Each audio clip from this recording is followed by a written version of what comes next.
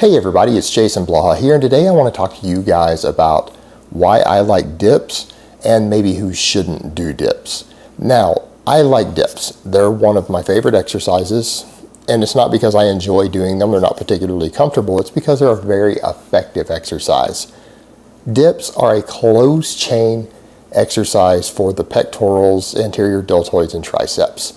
By closed chain, a lot of people talk about foot and hand position being fixed on determining closed versus open chain, and that's one way to look at it. Another way to look at it is most closed chain exercises allow the body itself to move through space.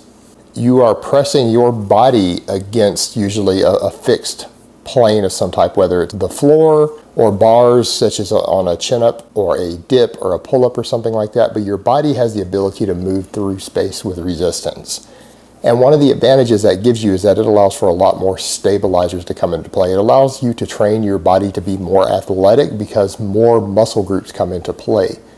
So with movements like that are closed chain exercises, they're actually going in the opposite direction of isolation movements. They not only have primary movers, and they're generally big, heavy compound movements with multiple primary movers, because they require you to do this and use more stabilizers and more muscles through the body.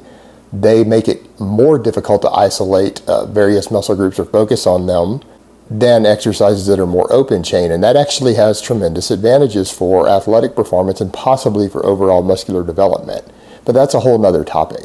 But because dips are a closed chain movement, I really like them because they recruit so many muscles through the body and they allow your body to be more athletic while still building your chest and triceps up. They are possibly, arguably, one of the best, if not the best, chest and tricep developer.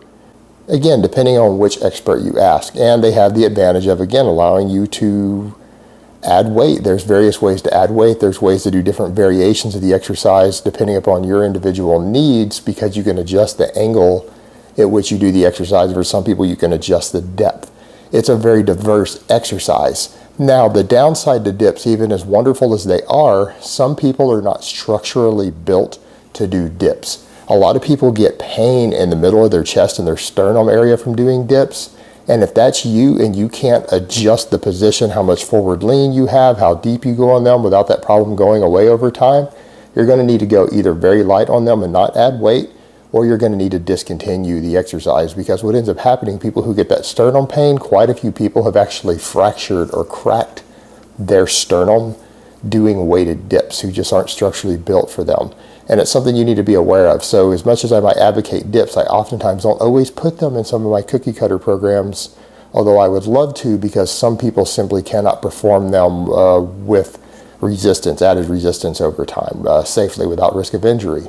And oftentimes I have to throw the bench press in because a lot of people are tested on the bench press, because American football, one of the most popular sports, requires you to test on the bench press.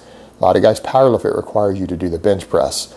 There's a cultural phenomenon around how much can you bench, and if you're doing too many dips, you may not be training the motor patterns you need for a maximum bench press, even though mostly the same muscles are getting worked. So for purely practical purposes, I oftentimes advocate the bench press over the dip for people just because of all those various practical needs. And it's not because the dip isn't a wonderful exercise and possibly a better exercise. For some people, it may not be practical to put their main focus on it as their main chest movement. All right, guys, but that's really all I have to say on that today. I hope it's been informative, and I will talk to you guys next time.